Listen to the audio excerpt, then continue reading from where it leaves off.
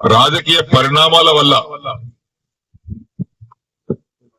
కొంతమంది దౌర్భాగ్యాలు చేసినటువంటి బాధల వల్ల నేను కొంత నిర్ణయం తీసుకొని మారాల్సి వచ్చింది. ఇవన్నీ హామీస్తున్నా 6 మాసాల్లో కూడా పూర్తి చేస్తా అన్నాడు. ఇవన్నీ కండువ కప్పుకున్నాం. ఆ కండువ కూడా జాతీయ కండువ కప్పుకున్నాం. నయమైంది. ఈ కోర్టు కేసులు ఉన్నాయి మా మీద కోర్టు కేసు నడుస్తున్నాయి. అరే చేతి గుర్తు కండువ కప్పుకోలేదు బాబు, ఇందిరమ్మ బొమ్మతో కప్పుకోలేదు, జాతీయ కండువ మోదీ కూడా కప్పుకోరాడు ప్రధానమంత్రి, అది కప్పుకోరా చెప్పిన. ఆ కథ వేరు లీగల్ గా. ఇప్పుడు ఈ పరిస్థితిలో మనం ఇక్కడ ఆగిన దానికి కొంతమంది రకరకాలుగా మాట్లాడుతుంది. తర్వాత మొన్న నవంబర్ 7 తారీఖు నాడు సీఎం గారి మీటింగ్ అయితే పోయినా. అందరు ఎమ్మెల్యేలకు మాట్లాడుతుంటే మాకు కూడా తెలిసాడు. అది ఫిరాయింపుదారుల ఎమ్మెల్యే మీటింగ్ పెడితే అందరు పోయినాం. మీటింగ్ అయినాక విడివిడిగా మాట్లాడిపోయినాం. పొంగులేటి శ్రీనివాస్ రెడ్డి కూర్చున్నాడు, బట్టి కూర్చున్నాడు ఆయన పొలిటికల్ ఆ ఛాంబర్ లో.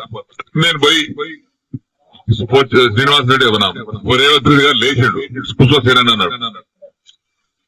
ఒకటి అడిగితే సమాధానం చెప్పినా కూర్చుంటా అన్నా. ఏందన్నాడు? నేను నీకు 21 జూన్ నాడు నాకు కండువ కప్పిన రోజు నాకేమైనా పైసలు ఇచ్చినావా? నన్ను ఏమైనా కొన్నావా? కట్లతో కొన్నావా చెప్పు. నాకేమైనా ఇద్దరు ఉన్నారు. నన్ను ఏమన్నా నా ఎమ్మెల్యేషిప్ కొన్నావా, నన్ను కొన్నావా చెప్పు. నేను అమ్ముడు పోయినా నీకే చెప్పినా. లేదు, పోలేదు, ఇయ్యలేదు. నేను దేనికోసం వచ్చినా? ఈ సమస్య కోసం వచ్చిన. ఏమైనా అయిందా? ఏం కాలేదా? ఏమైంది? 100 కోట్లు ఎస్డీఎఫ్ ఉంటే 30 కోట్లు ఇచ్చారు. తర్వాత బంద్. జగన్ 70 కోట్లు డబుల్ బెడ్రూమ్ ఉంటే 20 కోట్లు ఇచ్చి, 25 కోట్లు ఇచ్చి 45 కోట్లు ఇవ్వాలి. బంద్. పనులన్నీ పేమెంట్ లేక ఆగిపోతున్నాయి. ఆ కాంట్రాక్ట్ పని చేయమంటే పేమెంట్ ఇవ్వమని అంటున్నాడు. దవాఖాన బాన్సుడు బంద్ అయింది, కోర్టు బంద్ అయింది. సిద్ధపరిచిన వారి కాంట్రాక్ట్ 40 కోట్లు ఇవ్వాలి, వాడు బంద్ చేసిండు. వీటి కోసం వచ్చినాయి కదా నేను. లేదా బట్టి గారు సీనన్న దగ్గరికి ఇలా లిస్ట్ మొత్తం తీసుకోండి, ఆ లిస్టు తీసుకొని 2 సార్లు ఇచ్చేయండి, ఒకసారి కాదు కానీ. ఇక పొంగులేటి గారు ఆ లిస్ట్ తీసుకోండి, 2 సార్లు మీరు ఇచ్చేయండి. ఇచ్చిన తెల్లారి ఫోన్ చేస్తే బట్టి లేవట్టాడు, పొంగులేటి లేవట్టాడు. ఏమని చెప్పుకోను నేను. మళ్ళీ అసెంబ్లీ జరుగుతుంది. జనవరి 4 తారీఖు నాడు ఆ ఛాంబర్ తీసుకుపోయి లోపల తీసుకుపోయి మీరు చెప్పారు కానీ బట్టి ఇవ్వలేదు, పొంగులేటి ఇవ్వలేదు, నాకు రూపాయి ఇవ్వలేదు. రూపాయి ఇవ్వలేదా?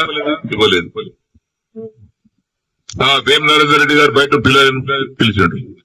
వేమన్నా శ్రీనన్న బాధపడుతున్నాడు, అది ఇంకా పేమెంట్ కాలేదట, నువ్వన్నా మార్చిలో కూడా 3 విడతలు ఇప్పి. సరే ఆయన తీసుకుని ఆయన వెళ్ళిపోయాడు. తెల్లారి వేం నరేందర్ ఫోన్ చేసి ఆయన లేపడు. 50 సార్లు చేసి ఒకసారి కాదు, 50 సార్లు లేపడు. మళ్ళా మొన్న మార్చి అసెంబ్లీలో జరుగుతుంటే మళ్ళా పోయారు ఛాంబర్ మన అసెంబ్లీ